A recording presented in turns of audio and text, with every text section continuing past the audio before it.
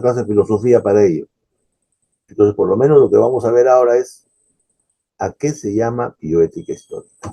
¿A qué le decimos? Bueno, vamos a hablar de algunas cositas interesantes. Debemos partir del elemento fundamental, ¿no? ¿Qué cosa es moral? Todos ya sabemos que moral es una situación de sociedad. Es la ubicación del individuo en sociedad. Es como la sociedad mira al individuo, o es como el individuo se comporta en un grupo humano. Puede ser el salón de clase, puede ser el club de leones, el club de el grupo de activistas políticos, puede ser el miembro de una comunidad. De manera que el comportamiento moral. Ahora, lo importante es que el comportamiento moral no es nato del ser humano, es una adaptación social un poco compleja. Los animales y los humanos nos hemos adaptado al clima, con cambios evidentes, ¿no? El color de la piel es lo más evidente, ¿no? No somos, no todos quisiéramos ser blancos o negros, lo que fuera, pero somos de diferentes colores simplemente porque hemos estado expuestos a un medio ambiente por millones de años. De manera que nadie puede decir que un negro es diferente de un blanco, porque por adentro somos igualitos, exactamente iguales. Bien, lo importante es que la ética aparentemente tiene una base física, porque el aprendizaje humano, que es el atributo fundamental del cerebro humano, ha permitido que junto con los que llamamos instintos en los animales, ese aprendizaje de la defensa y el ataque, haya sido reproducido en el ser humano, en alguna parte del cerebro humano, en la amígdala, no sé en qué lugar, donde se controlan las emociones y se hacen todas estas cosas, lo que establece el comportamiento de los seres humanos. Y esto se puede ver que alteraciones mentales, drogas o cualquier cosa que altere el sistema nervioso humano puede reproducirse en un mal comportamiento, ¿no? Algunas sustancias pueden hacer que uno sea agresivo. Hay películas, ¿no? El soldado, sobre soldados que se forman para luchar como unas fieras a través del uso de una sustancia. Pues.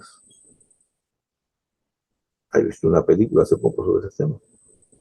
Hay varias películas. Los cibersoldados, qué sé yo. Entonces, quiere decir que la moral no es una cuestión divina ni una cuestión esotérica. Es una cuestión que está ligada al sistema nervioso. Se asume que un buen comportamiento debería tener una correlación, y esto se puede demostrar con el SPECT ahora, que es una sofisticación que todavía no ha terminado, que determina cómo el comportamiento moral puede activar partes del cerebro. La ética, como decían los romanos, es la filosofía morum, o sea, la filosofía de la moral, lo que significa que es un análisis del razonamiento moral de cada persona, y que también además podría ser, como en la misma moral, lo que es correcto o incorrecto, pero llevado a un nivel, llamémosle académico. O sea, cuando las personas se reúnen para determinar si un acto, como se hacen las leyes, ¿no? No nos olvidemos que cuando en el mundo, como lo vemos ahora, cualquier sociedad humana siempre tiene de base las costumbres. Los grupos más primitivos, los más desarrollados, viven en base a costumbres. Nosotros en el Perú vivimos en una forma de costumbre de vida que está relacionada con el tráfico, con el comportamiento que tenemos en el lugar donde vivimos, en el barrio, en la ciudad, en la región, una serie de factores. Y se van a otro país y van a ver otra cosa, el tráfico. Hay más carros que en el Perú, es doble, pero no hay un solo claxon. Todo está señalizado, todo está con semáforos. Accidentes hay uno al año, 2, 10. En Lima hay 10 a la hora. ¿Por qué? Porque todo el mundo está corriendo y no hay regla, no hay regla. Así es. De manera que cuando los romanos tradujeron el término moral, para algunos tratadistas hispanos, del léxico hispano, entendieron que era una traducción, solo una traducción. Ambos finalmente pudieran decir lo mismo. Lo importante es que esta primera capa social de las costumbres, que en ambos casos podrían ser iguales de acuerdo a la etimología de la palabra, devienen en valores. Lo que los griegos llamaban virtudes y lo que nosotros ahora llamamos valores. Es decir, lo bueno de una sociedad que se establece como una norma, que se establece como un modo de ser. Y luego, ya más sofisticado, cuando las normas se hacen principios, ya la ley, la legislación, las propias costumbres, la convierten ya en cosas importantes que todos tenemos que respetar más allá de las costumbres. Y de los principios salen las leyes y las normas. Miren qué interesante, en ese decalaje, en esta pirámide de costumbres, valores, surge el concepto de la ética, que es un proceso que lo vamos a ver en la próxima clase. No se sabe cuándo aparece en el ser humano el concepto de la ética, ¿no? O sea, en este proceso evolutivo, del que seguramente ya pocos dudan, del primate que se convierte en homínido, el homínido se convierte en Homo sapiens sapiens, con todas sus variedades, sus subtipos, se establece la... Pero ¿en qué momento el hombre hace de su quehacer la ética? Eso no se sabe. Los primates tienen ética, los animales tienen ética, tienen algún concepto moral, o el hombre cuánto de animal tiene en sus aspectos éticos o en su comportamiento en general. Bien, entonces la ética vendría a ser todo esto que estamos diciendo, orientado obviamente a la excelencia, al bueno, a lo correcto, al incorrecto, a lo que quisiera darle la sociedad ya organizada. Y esto ya va a códigos, va a normas, y esto tiende a ser pues mucho más estable que la moral, ¿no? La moral puede cambiar, miren ustedes cómo ha cambiado la moral. Antes la actividad interhumana, sexual, antes era un tabú, pues. Cuando nosotros éramos jóvenes, pues era un tabú, la sexualidad era un tabú. No existía, era algo especial, muy, muy... Hoy día la sexualidad humana se ha abierto. Mientras más desarrollado es el país, menos problemas hay respecto a lo que era sexualidad antes. Y eso es un problema moral, pues. O sea, que varía a lo largo de la historia, varía de época en época, varía de ciudad en ciudad. En cambio, la ética tiende a ser más estable. Eso es muy importante. Bueno, es detalles que no nos interesan. Lo importante es que quizás, si quisiéramos hacer una, para efectos ya académicos, la ética proviene del ethos, que significa hábito, acción, o de ser, carácter, y el mos o mores del latín, que también quiere decir lo mismo. O sea que el significado etimológico es casi igual. Hay diferencias que los filósofos saben definir de ambas. Pero en el terreno nuestro pudiera ser para el ego en el tema o el interesado, pero sin necesidades de entrar en más profundidades, la misma palabra. En el tiempo, el principio, ya hemos dicho, es un hecho que es un proceso, ¿no? Que lo vamos a ver en la próxima clase, cómo ese proceso se forma en el ser humano, tanto individual como colectivamente. Y el tiempo, la ética tiende a ser estable. Los principios éticos generalmente cuando entran no son totalmente estables, nada es estable completamente, pero son más estables que la moral. La moral cambia según una serie de situaciones sociales, fundamentalmente. Las diferencias que podrían haber, que sí son de repente de alguna manera significativas, son que la ética es teórica, mientras la moral es práctica. La ética es algo abstracto, es lucubrar. Finalmente la ética no existe en el sentido estricto de la palabra, porque cada uno de nosotros tiene un concepto de ética. De manera que, miren, la ética ni siquiera exige, como lo es la ley en el comportamiento humano, una sanción. Las sanciones éticas son casi se puede decir, subliminales, ¿no? No tienen mucho. En cambio, La ley, la norma legal, que también mide el comportamiento humano, sí, sanciona, castiga drásticamente. De manera de que en el concepto de la ética es una reflexión abstracta. No llega a más, no llega a una verdad absoluta. En la moral es una cosa concreta que lo puede determinar muy bien la sociedad. La sociedad rápidamente discrimina los Doctor, actos que pueden... Sí, disculpe por interrumpirlo. Lo que pasa es que no sé si está compartiendo pantalla o no, porque no vemos nada, o solamente lo está explicando. a ver, Por favor. un momentito, pero si para eso está la voz, deberían habérmelo dicho inmediatamente. Doctor, disculpe, tampoco está grabando la clase. No, no, no, no, la clase sí se está grabando. A ver, un momentito. Yo le he estado grabando. Un ratito. Sí, he estado grabando. Un ratito, un ratito. ¿Quiero hacer request to record? Recording in progress. Señor. Está grabando, pero no sé, debo haber hecho algún estropicio. Pero la clase está grabada, por si acaso esta misma clase está grabada exactamente igual. Me la sé de memoria. Y está subida. Si ustedes suben, ahora van a ver y la abren y está es la misma grabación. Pero de todas maneras, la próxima voy a tener más cuidado. Lo que pasa es que siempre lo paro antes de empezar porque como es un lapso. Y muy bien. Pero cualquier cosa avísenme, pues, si me avisan cuando ya el muerto está producido, ¿qué voy a hacer? ¿Están Sí, viendo? doctor, sí se ve. Gracias. Muy bien. Entonces, aquí está lo que habíamos mencionado, ¿no?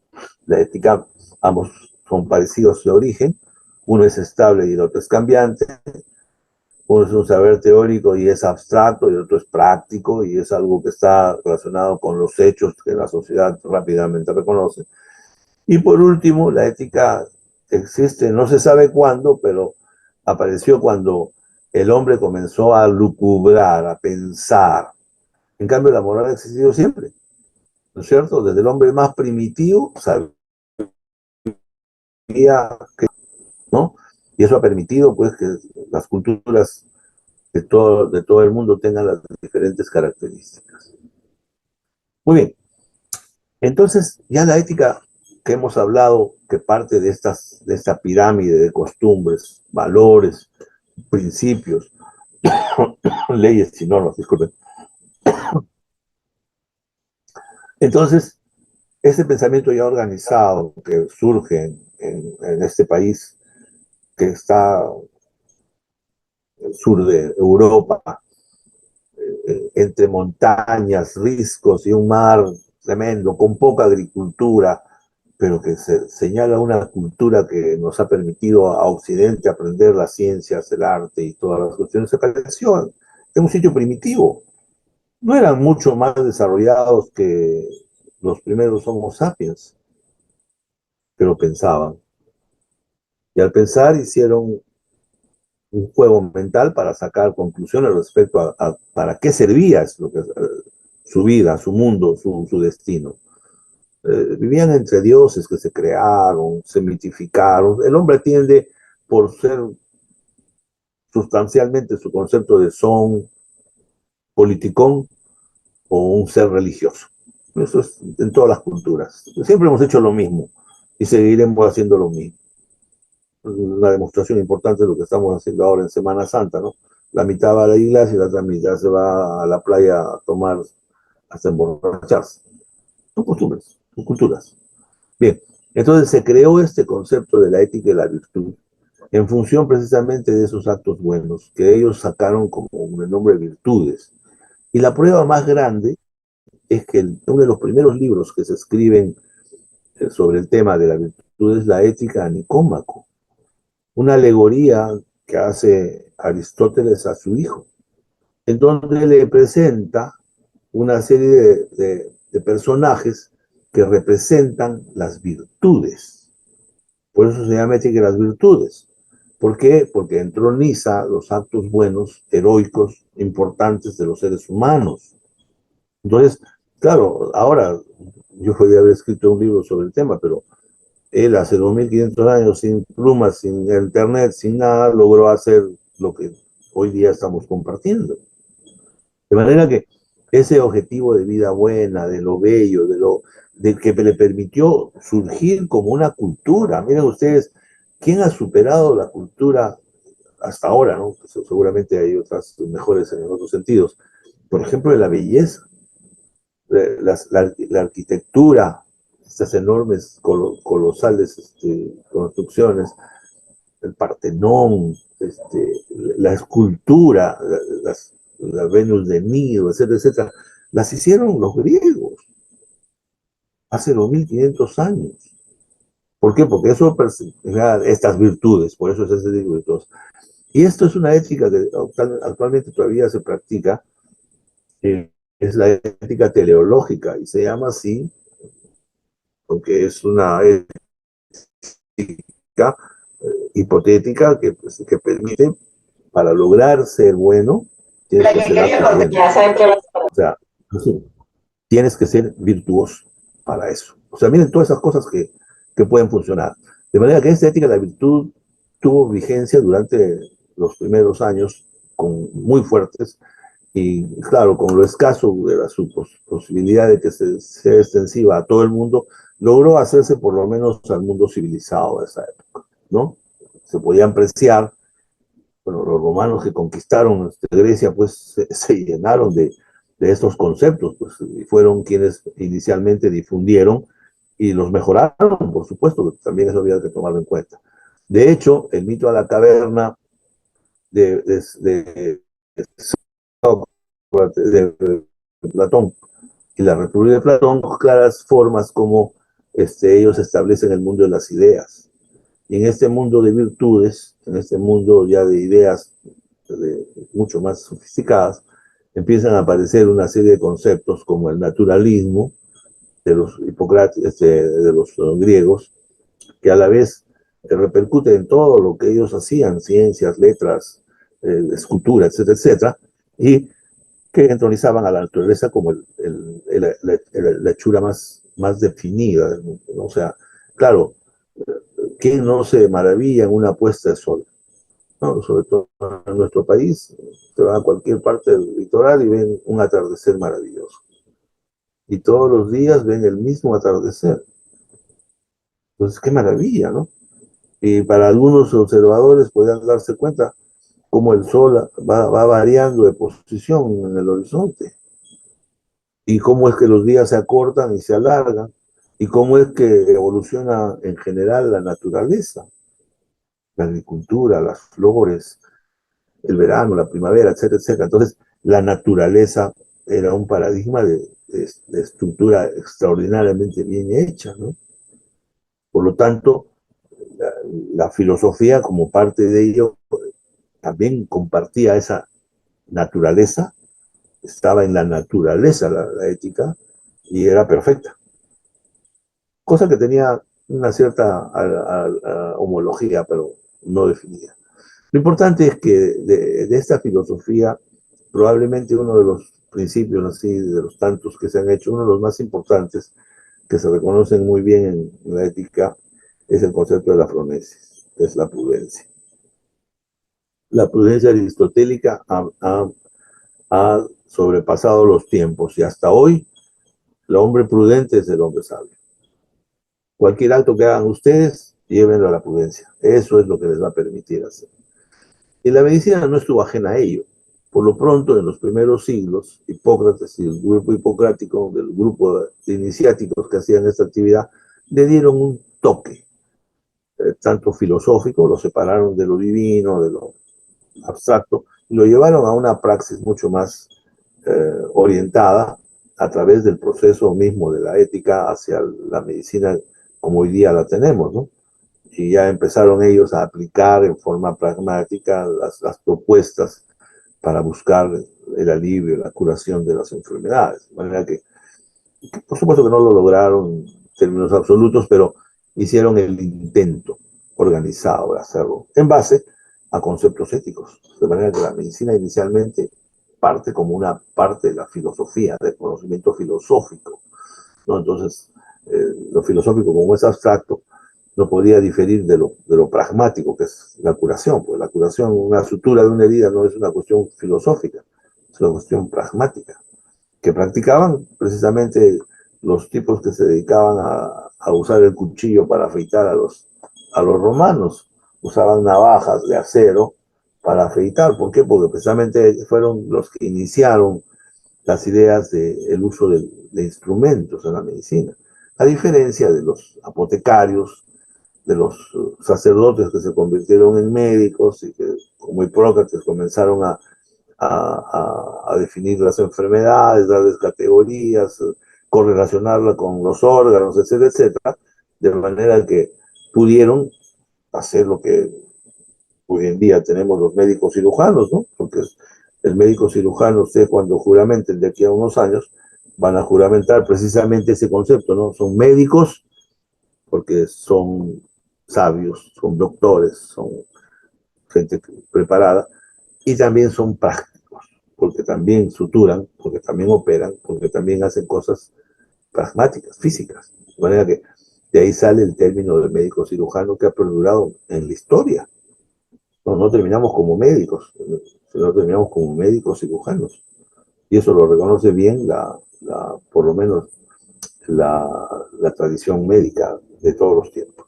Bien, miren, desde la creación de la ética y del desarrollo primario de la medicina y de la historia que nos llevó a Alejandría, nos llevó a la recolección enorme de vastos conocimientos griegos, fueron desbaratados precisamente por los romanos y fundamentalmente por la invasión, de la destrucción de Alejandría por las hordas de fenicios que atacaron y se llevaron pues el famoso, todo este conocimiento desapareció prácticamente, pues porque sin ese sustento escrito que pasaba más allá de la tradición, se perdieron estos conceptos griegos. Y los siguientes siglos, incluyendo el apogeo de Roma, desaparecen de la historia y reaparecen 8 siglos después cuando en las invasiones de los árabes a través de las conquistas turcas y luego de los propios árabes que llegaron hasta España. Entonces en ese proceso en el Medio Oriente se había llevado toda esta cultura que fue mejorada y desarrollada por los árabes en un intento lógicamente de utilizarlas y aplicarlas. Y de ahí salen los grandes profesionales, médicos, filósofos y sabios que traen todo este conocimiento nuevamente a Europa. Y Europa en el siglo III o IV reconoce nuevamente, y recién en el siglo VIII es cuando reconoce plenamente el valor del conocimiento que los griegos habían dado y que se había perdido por siglos, por siglos. La Edad Media corresponde a una etapa larga de la historia de la humanidad, más de 800 años, en donde casi se pierde todo, ¿no? Solamente la religión a duras penas pudo conservar en sus tradiciones muchos mayores daños que beneficios en el desarrollo humano.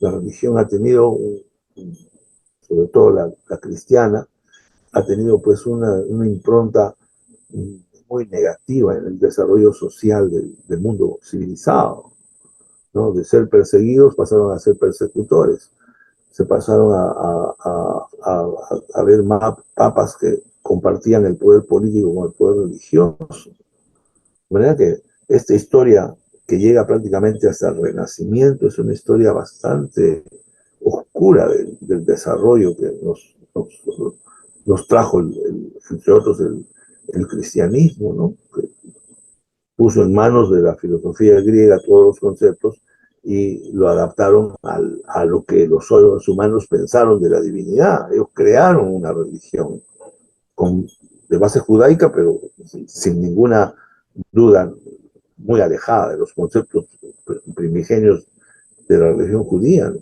Que tiene solamente muchos conceptos básicos, pero El resto de conceptos los hicieron los concilios de los europeos. Entonces, ni siquiera tuvieron una relación con la raíz judía que generó la cristiandad. Entonces, eso también hay que llama la atención. Lo importante es que en el siglo XVII, XVIII, al final del siglo XVIII, un escritor, Sir Percival, profesional del Real Colegio Inglés, es encomendado para hacer un documento importante que pudiera regir la vida de los sistemas de salud que existían en esa época. Ya había pasado largo tiempo, ya había terminado el 480, había empezado el Renacimiento y las artes y todo se habían revivificado. Ya comenzaron a aparecer los descubrimientos, los inventos, las conquistas de otros territorios, etcétera, etcétera. Entonces el mundo comenzó a crecer, el sentido del humanismo comenzó a progresar, comenzaron a surgir las reformas y las contrarreformas religiosas, comenzó a haber toda una serie de situaciones. Todo eso, para los efectos de medicina, terminan en este documento, en donde se recoge lo que hoy día se traduce como un código de ética. De manera que llegamos a la bioética a través de todo este proceso que incluye este documento, que no tenía que hacer con la bioética pura, sino simplemente con una norma, un código, un imperativo categórico que establece en 1791 Sir Thomas Percival. Gran hombre, inteligente. Simplemente hizo una estructura que fue utilizada unos cuantos años después, 30 años después, en América por la Asociación Médica Americana, que hace el primer código de Medical Ethics, que es una traducción, es una adaptación del código inglés de Sir Percival. De manera que Sir Percival ha sido de gran forma quien genera de alguna manera para la bioética un hito histórico importante. Lo importante es que no solamente esto, sino los cambios sociales, quienes fueron que dieron en la historia del mundo una serie de derroteros que no habían antes. Imaginen ustedes desde los tiempos primitivos, 4000 años antes de Cristo, en Egipto, ya se había establecido una dinastía dictatorial que duró siglos, duró 4000 años. Solamente los romanos lograron someter a los egipcios después de 4000 años. El imperio romano no ha durado ni 1000 años. El egipcio ha durado 4000. Pero ya en esa época ya estaban las culturas del Medio Oriente, estaban los babilonios, los asirios, los fenicios, ya eran culturas desarrolladas, que poco a poco llegaron hasta los griegos, después vinieron los turcos. O sea, todas esas culturas se desarrollaron alrededor de estas, pero siempre hubo en el mundo europeo, sobre todo, que es el más visible, el que más conocemos, un poder dictatorial, hecho simplemente por el sistema, llamemos político, que se había implantado, ¿no?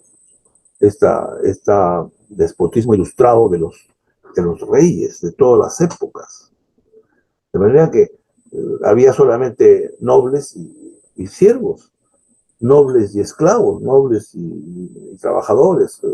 Aún en las etapas burguesas siempre había una jerarquía de ese tipo.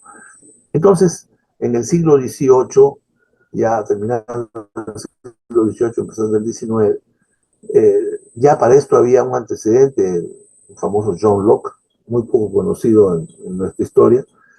Es un inglés del siglo XVI, que era un personaje que trabajaba como escribano, un intelectual, un hombre brillante, como hay pocos, que destacó enormemente por su inteligencia y por sus grandes dotes y habilidades. Y logra establecer los conceptos que Epicuro había dado ya siglos antes respecto a la importancia que tenía la satisfacción, el bienestar. Epicuro habló mucho de la felicidad, que era lo que buscaba la ética que él preconizaba. Pero John Locke estableció la importancia que tenía la relación entre el súbdito y el rey, el súbdito y el mandatario, y establece las bases para que lo que después fue, siglos después, las bases de la democracia, ¿no? El contrato social de Rousseau, que lo lleva hasta la Revolución Francesa y termina en los derechos humanos. Pero en esa época, en los siguientes siglos, eh, eh, Hume y Bentham desarrollan un tipo diferenciado, basado un poco en los conceptos que Kant también establece respecto al ser humano. Y establecen que el bienestar tiene mucho que ver con el tema de la vida humana. La filosofía no podía estar basada en el naturalismo, y ahí Hume, el primero en decir, un libro muy importante que se llama la falsación, o sea, la falacia naturalista. O sea, él establece que lo que decían los griegos y lo que pensaba la humanidad hace ese tiempo, que estaba muy bien, pero que no era la filosofía que debería tener el sistema humano como corporación. Entonces establece el principio de la utilidad, que se lleva después de estos autores han sido sumamente importantes, una filosofía sumamente elaborada e importante que vale la pena siquiera pegar una revisada. Termina de alguna manera con Stuart Mill. Stuart Mill es un filósofo inglés extraordinario, inteligente, sujeto respecto a su conocimiento, y señala la utilidad, entre otros, basado en la voluntad del ser de Kant, en la capacidad y en la libertad que tenía el hombre de elegir su propio bienestar como el elemento central de su filosofía básica. De manera que ahí aparece un concepto que la bioética hace suyo, ¿no? Que es el bienestar. De manera que a través del bienestar social se puede hablar del bienestar también cultural, del bienestar de repente vinculado al tema entre otros, por ejemplo, de la salud. Porque el bienestar en la bioética tiene mucho que ver con la salud del planeta, pero también los médicos nos hemos agarrado la bioética para la salud individual y colectiva, en el sentido de la salud pública. De manera que este utilitarismo ha tenido una gran influencia en el desarrollo de estos nuevos conceptos que hemos recibido en los tiempos modernos. Immanuel Kant, de repente, es una excepción porque, siendo él un personaje que trabaja aislado de todos estos movimientos, un gran lector y un gran intelectual que vivía en Alemania, en una ciudad que se llama Königsberg, que por desgracia quedó separada del imperio prusiano porque en los movimientos sociales y Polonia se interpone, ¿no? O sea, y finalmente Königsberg queda en el lado ruso. Esos cambios políticos que han habido en la geopolítica del siglo XIX y XX han hecho pues que este lugar de habla alemana esté ubicado en Rusia y todavía exista. Allí en ese lugar, este hombre durante 60 años de su vida desarrolló una serie de doctrinas y habló y lucubró y comenzó a pensar y creó una filosofía en función de la autonomía humana, de la voluntad humana para hacer de su vida el derrotero principal, a buscar una doctrina que se universalizara y que fuera buena para todos los hombres y que fuera dada por los mismos hombres para el beneficio de los hombres. Y esto es lo que se creó en lo que se llama el idealismo alemán, cosas ideales que se concretan en lo que él denomina el imperativo categórico. Establece que los hombres tenemos la capacidad de darnos leyes a nosotros mismos, más allá de cualquier concepto social, cristiano, religioso, lo que fuera, y que determina qué es lo que debemos hacer en sociedad los seres humanos. Miren, y esas palabras que hay que repetirlas, esto hay que leerlo, ¿no? Obra de tal manera que tu conducta pueda valer siempre como ley universal y procede de modo que trates a la humanidad, tanto en ti como en los demás, como un fin en sí mismo y nunca como un medio. Miren, esas palabras están escritas en oro en la historia de la humanidad. Esto le da sentido al ser humano, al respeto a los seres humanos. Este mundo de inequidades, en este mundo de guerras, miren, estamos en pleno siglo XXI, están masacrando personas en Ucrania en nombre de, qué sé yo, imperios todavía existentes. están masacrándose en otros países. Hay países como Venezuela que tiene un régimen totalitario, y en otros países que, bueno, es cuestión de cuestiones políticas que están al margen del tema, pero que donde se está pasando por encima del ser humano. Por eso es que en la medicina es tan importante esta presencia de Kant y mucho más en el mundo civilizado de Occidente. Y miren, otra cosa importante, miren lo que él dice. Los contenidos son buenos o malos. Dice, no dice qué contenidos son buenos o malos, ni qué fines debemos perseguir. Se limita como nuestras decisiones morales. Lo único relevante es la intención de la voluntad. La importancia que tiene la voluntad. Esto es algo importantísimo, ¿no? Que lleguemos a lograrlo o no, no importa, pero la voluntad de hacerlo es lo que debe regir nuestra vida. De manera que este personaje, pues, definitivamente ha hecho del mundo un mundo vivible. De ahí sale la deontología de alguna manera, y como ustedes saben, la deontología es nada más que el deber, y esto permite saber qué actos correctos o incorrectos podemos realizar, independiente de las consecuencias. De ahí vienen los códigos éticos que usamos en deontología. De aquí a 3 o 4 años, cuando ustedes vayan al colegio médico y se pongan delante de los, ustedes van a pedir un juramento. Y ustedes van a jurar ante, bueno, ante el mundo, ante sus conciencias, de que van a aceptar un código que se impone, un código categórico del pensamiento del médico. Aunque no estemos de acuerdo con él. Tengamos otras doctrinas. Sin embargo, tienen que aceptarlo. De manera que esto es una serie de normas que fuera de las consecuencias debemos hacerlas. Y esto es un factor limitante que de alguna manera también tiene que ver con la bioética moderna.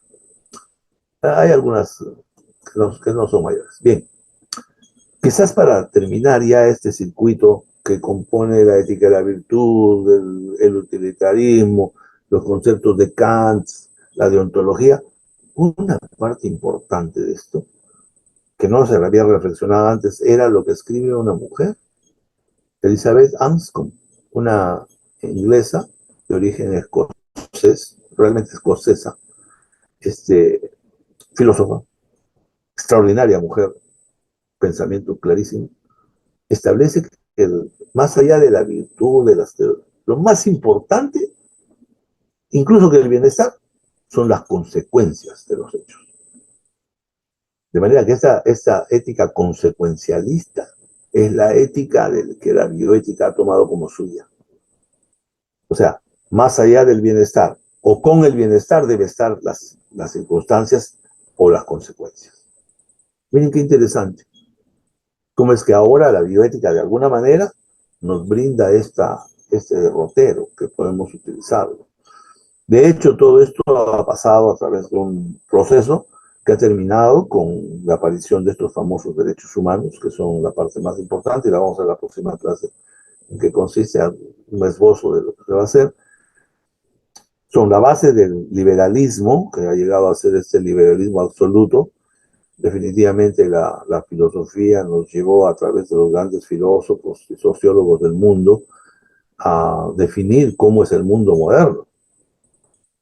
La importancia que tiene la opinión de las personas, la democracia, el respeto a ciertos derechos inalienables de los seres humanos y al bienestar. Todo esto es parte, digamos, del insumo de la bioética, ¿no? Entonces hoy día la bioética es una ética aplicada, es una disciplina que se ha formado por sí sola, que tiene todos estos constituyentes y que tiene su propia personalidad, su propia orientación. De hecho, ha sido producto de unos cambios importantes que han sido fundamentalmente definidos después de la Segunda Guerra Mundial. Después de la aparición de los derechos humanos, el mundo ha cambiado, y ha cambiado en 180 grados. Todas estas ideas, filosofías, el socialismo, el capitalismo, las grandes conquistas sociales, los derechos humanos, los derechos civiles, la abolición de todo tipo de esclavitud, a pesar de que todo esto que es de tan buena intención lo vemos todo alterado ahora, ¿no?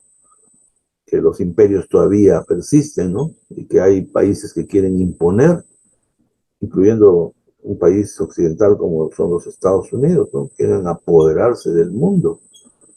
Ya, igual, los otros grandes países, se diría China, y mañana sería Rusia, mañana China, después que no sé quién sabe quién va a ser quien se adueñe del mundo, ¿no? Y a dónde nos lleve. De hecho, entonces, ese cambio que se logra en el siglo XX procede además de ciertas ideas que se comenzaron a formar respecto al medio ambiente. Estos tres personajes probablemente sean los más conspicuos del desarrollo de lo que es la ética y la bioética modernas. Aquí podemos ver estos tres personajes. El primero, un alemán, politólogo, sacerdote protestante, que escribía temas relacionados con el medio ambiente. Y creó la palabra, en alemán Bioethik, que es prácticamente una traducción de bioética, y en inglés bioethics, que viene a ser lo mismo. El término bioethics lo utilizó, lo revivió de alguna manera Aldo Leopold, otro personaje muy importante en Estados Unidos en el desarrollo de la agrociencia y sobre todo en la defensa de los derechos de la vida en el planeta, de la conservación. Un gran escritor y una enorme influencia en el desarrollo de este tema en los Estados Unidos. Y por último aparece un personaje que lo lleva esto de alguna manera a la medicina, de alguna manera porque continúa con el concepto de la globalización, habla de la ética global y crea el término, define el término y lo desarrolla en la propia medicina. Era un profesor de bioquímica que llegó a terminar medicina y que se dedicó gran parte de su vida a esa doctrina que no tenía ni muchos pies ni cabeza, pero que tenía así un gran efectismo y que se desarrolla. Y gracias a él, de alguna manera, la mayor parte de intelectuales vinculados sobre todo a la medicina, hacen, por lo menos, acusan recibo de esta presencia. Pero todo surge de alguna manera fortuita a través de una publicación en el New York Times, la revista importante de Nueva York, donde se hace la denuncia escrita de un supuesto problema de investigación realizada de una manera inadecuada, ¿no? Describe, pues, efectivamente que un grupo de pacientes con diagnóstico de sífilis había sido reclutado en un pequeño lugar al sur de los Estados Unidos, en una zona que terminaba de ser liberada en pleno siglo XX de los rezagos de la esclavitud al sur de los Estados Unidos. Un pequeño pueblito, era una estación ferroviaria más que un pueblo, donde habían 3.000 habitantes, se estaba haciendo un estudio. Un estudio que, si bien es cierto, era observacional, tuvo trascendencia porque sensibilizó a las personas, porque esto fue en el año 64, cuando estaba el presidente Kennedy, y cuando había un gran movimiento por los derechos civiles de los afroamericanos en los Estados Unidos. En ese sentido, el Congreso de los Estados Unidos pues acusó recibo y se sorprendió de que en pleno siglo XX, ya habiendo un código de Nuremberg, ya habiendo la declaración de Helsinki, ya habiéndose de alguna manera racionalizado la investigación en seres humanos, existían situaciones como esta. Y se preguntaron qué pasó. Entonces recurrieron al Congreso de los Estados Unidos y se hizo una agrupación que se dedicó a hacer una comisión para ver los experimentos que se llevaban a cabo en seres humanos. Y este grupo trabajó durante algún tiempo y trabajó en un teatro que se llamó el Teatro Belmont, y a raíz de eso sacaron un informe que se llamó el informe Belmont. En inglés es el Belmont Report.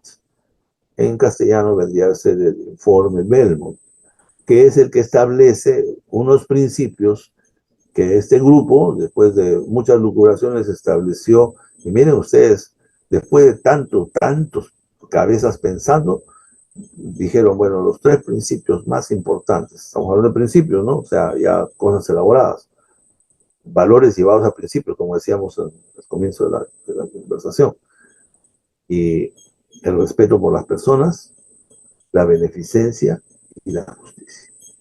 Consideraron que estos eran los valores, mejor dicho, los principios que deberían regir la investigación, que ya se hacía para que sea humanizada, racional y sobre todo ética.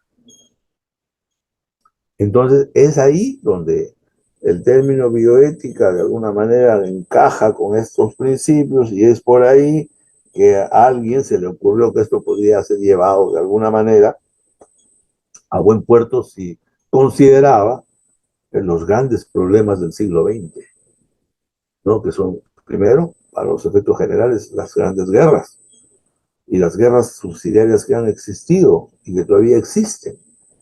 Hoy día estamos todavía en un proceso, todavía no termina la guerra, ¿no? Hace poco tiempo Estados Unidos estuvo en Afganistán, después que los rusos habían estado 20 años antes, y después han estado en todo el Medio Oriente, todavía están metidos en algunas partes del Medio Oriente. La guerra puede empezar en cualquier momento. El problema de Israel con Hamas es un problema clarísimo de ideologías políticas, religiosas, que permanecen.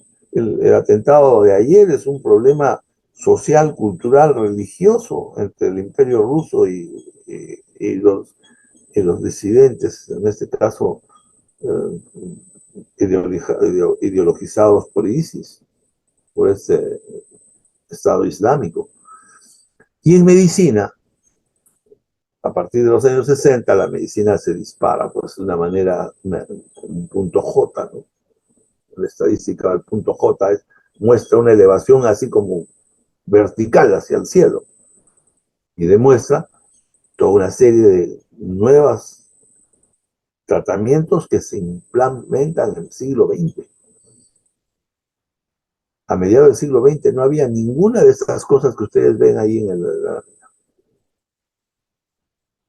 recién a partir del siglo XX aparecen, perdón, de los años 50, 60 aparecen vacunas, tratamientos, diálisis, antibióticos, aparece todo. La medicina aparece a partir del siglo XX.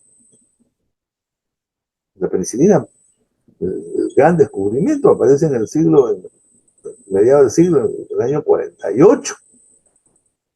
En 48 es la primera vez que se vende la primera, y se utiliza comercialmente la primera penicilina que ha curado pues miles de enfermedades, millones de pacientes.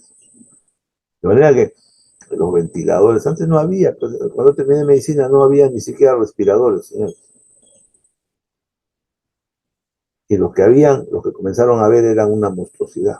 Hoy día una unidad de cuidado intensivo es maravillosa. Nosotros no teníamos más, con las justas, el 10% de lo que tienen ahora. Entonces, ¿cómo no iba a haber un cambio? Pues, y ese cambio precisamente la bioética. Pero en el núcleo de todo esto están los derechos humanos, ¿no? Esto que establece la historia a través de la Revolución Francesa y Americana y que crea el núcleo del ser humano como el ser para el máximo respeto de esta dignidad, de reconocer esa dignidad humana, que es reconocer los derechos inalienables de los seres humanos y que nos permiten hoy día desarrollarnos como seres humanos, y que en medicina es el máximo respeto que debemos tener por quienes están a nuestro cuidado. Los médicos todavía siguen la soberbia idea de que son ellos los que imparten la medicina, que curan, que mandan. Es una dictadura que todavía no termina. Y la mayor parte de médicos tiene esa actitud de que están haciendo el bien por el bien y por el bien. No se dan cuenta de que son seres humanos que tienen criterios, esperanzas, ideas, que creen en algo. No, eso no existe. Eso para nosotros, la mayor parte de nosotros, es simplemente una obligación que tenemos que cumplir porque eso hemos aprendido. Y no es así. Los derechos humanos van mucho más allá de eso. Son valores. Es por eso que la bioética, de alguna manera, ocupa este espacio de reconocer de que los valores humanos, como dice Warren Reich, que el estudio del sistemático de la vida a la luz de los valores es lo más importante, que en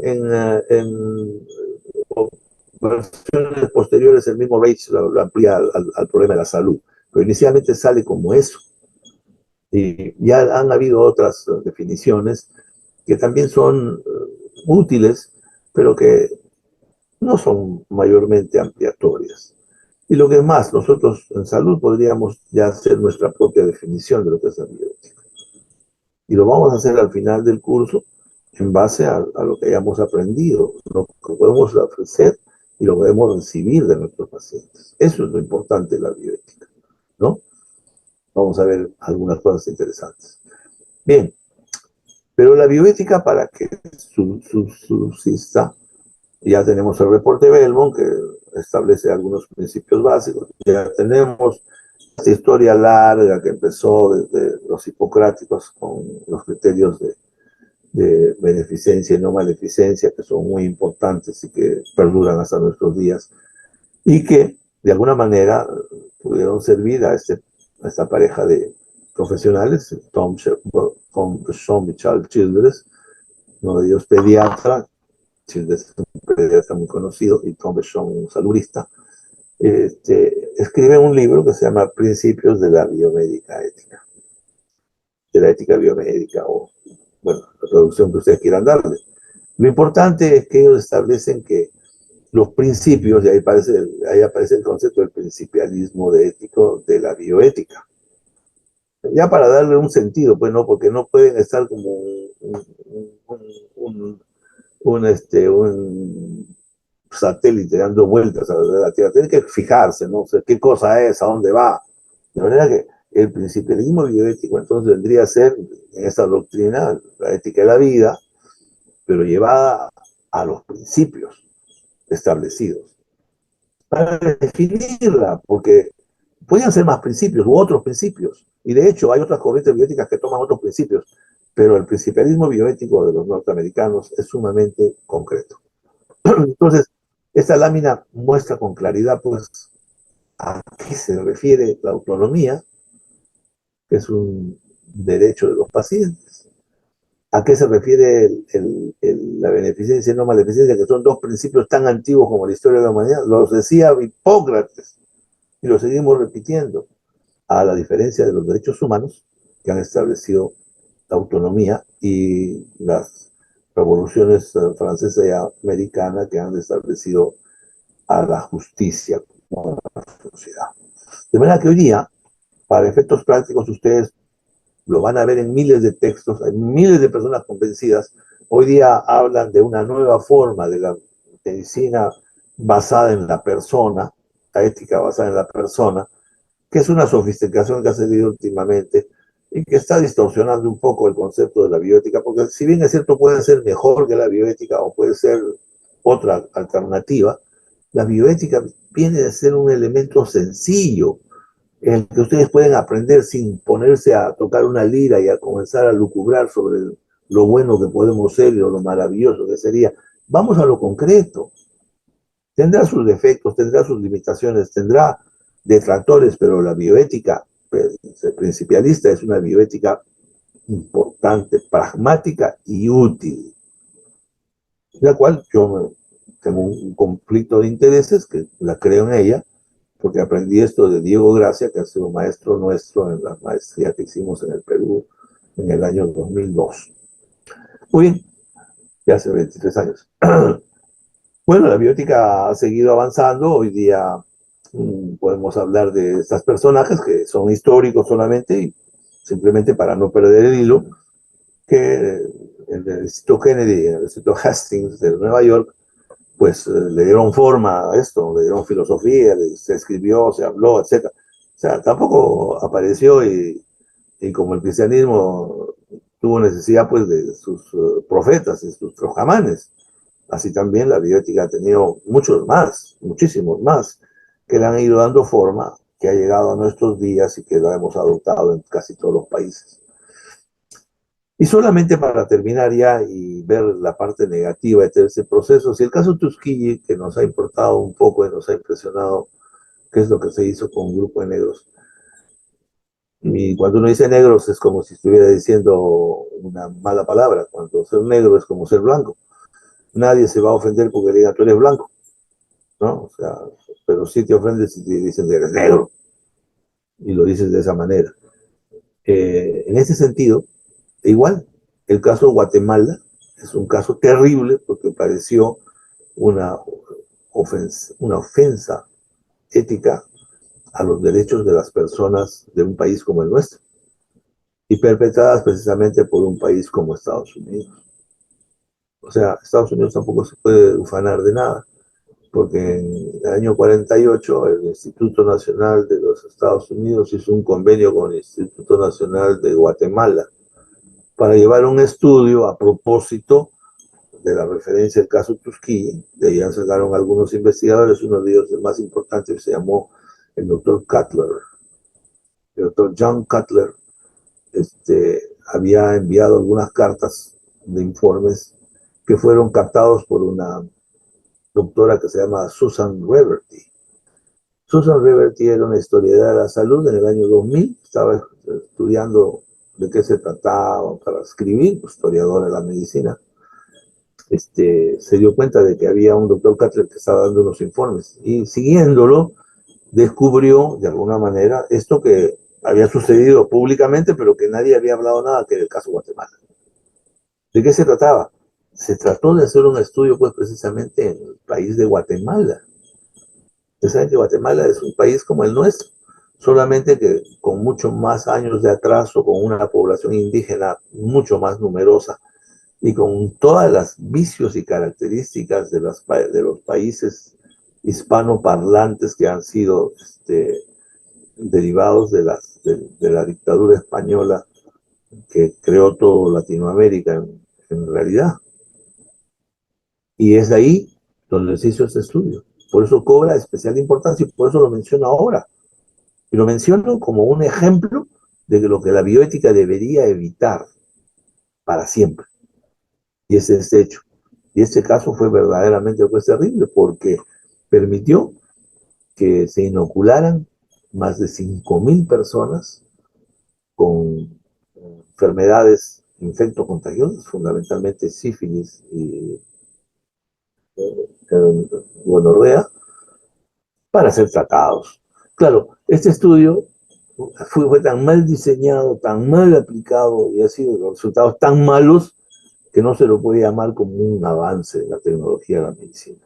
Pudo haber sido, pero fue hecho de tal manera que hoy la bioética pues debería controlar. Los médicos podemos ser peligrosos. Por eso tenemos comités de ética que estamos cuidando al milímetro lo que hagan los investigadores. Lo que significa que hay investigadores malos, ¿no? Porque si no, ¿para qué cuidaríamos? ¿Para qué vamos a cuidar al lobo de las ovejas? Y sabemos que en medicina pueden haber muchos lobos. Hay muchos investigadores que por dinero, por afán científico, por convicción o por lo que sea, creen que hacer una investigación es algo sencillo. Nada más cerrado. Nada más cerrado.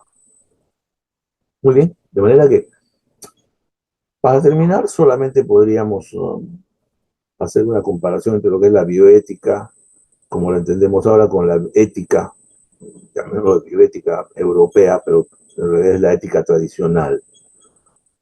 El origen, ya lo dijimos, la bioética apareció en el siglo XX, hace menos de 30 años, en el año 79. En cambio, la ética médica tiene 2000 años, más de 2000 años. Su tradición, la bioética ninguna. Solamente eso es una respuesta a los latrocinos y los problemas que surgieron en la aplicación. Y en ética, en el concepto de la identidad cultural, ¿no? O sea, es una situación basada en la vocación, en el servicio, y está basada en los conceptos tradicionales de la ética virtuosa, el bien, etcétera, etcétera, que tampoco son, digamos, algo malo, pero que son muy idealistas, comparado con el concepto luterano, concepto, sobre todo, de los países del norte, lo que le llamamos moldes, que vienen de norte de Alemania, de los Países Bajos, etcétera, donde se han desarrollado culturas jurídicas muy importantes y que fueron las que predominaron en Estados Unidos en sus doctrinas jurídicas. De manera que, como hemos dicho, en la bioética depende de los resultados, de las consecuencias. En la bioética europea todo es idealismo. O sea, el médico es porque es como un afán de servicio, es como si fuera un privilegio. Uno nace tocado para hacer el bien. Y así veíamos al médico, ¿no? Como una cosa muy elevada. Cuando es un ser humano como cualquiera. Ustedes pasan por la avenida Salaberry, como quien se va a Lima, el Ministerio de Salud, ese edificio tan feo que hay, ahí dice Ministerio de Salud. Y abajo dice, escrito en piedra, personas que cuidan personas. ¿Alguno de ustedes me quiere decir qué quiere decir eso? Fácil, pues, ¿no? Que somos humanos que cuidamos humanos. Somos gente que cuida gente. No dice ahí los médicos al servicio de la comunidad. No dice los médicos somos lo máximo. No dice eso. Por eso ustedes son personas cultas, expertas en el área de curar, de prevenir. Pero no son dioses. No son seres extraordinarios. Son admirables, pero no son extraordinarios. Pueden ser tan malos como cualquier persona mala de la raza humana. Entonces, ahí eso depende, entonces. Por eso, en la bioética, los resultados, Anscombe, la doctora Anscombe nos dice, ojo, en el otro es el beneficio, la profesión, no, pero en este caso son los resultados. Y es pragmático porque, miren, la bioética se ha impuesto de alguna manera. Por lo menos, si ustedes hablan un lenguaje, no hay país donde no haya bioética ahora. En China, en Rusia, en Japón, en Latinoamérica, en Norteamérica, en Europa, hay la bioética. Se habla de bioética, hay un lenguaje de bioética, porque es universal, porque es sencillo. Y de ahí están los comités de ética, los consultivos informados, etcétera, etcétera. Ya la ética tradicional cada día tiene menos vigencia, ¿no? Hoy hay muchas cosas mucho más importantes. Muy bien. Esto es todo lo que les podía comentar. Ya estamos emparejados, ya la próxima semana podemos empezar. Hoy día, antes de mediodía, Dios mediante, les voy a enviar a cada uno de los grupos para que a través del delegado las podamos diseminar. Ya pueden entrar, supongo que después de las 12, son las 11, a las 12 ya pueden entrar, van a tener los 5 primeros capítulos y la próxima semana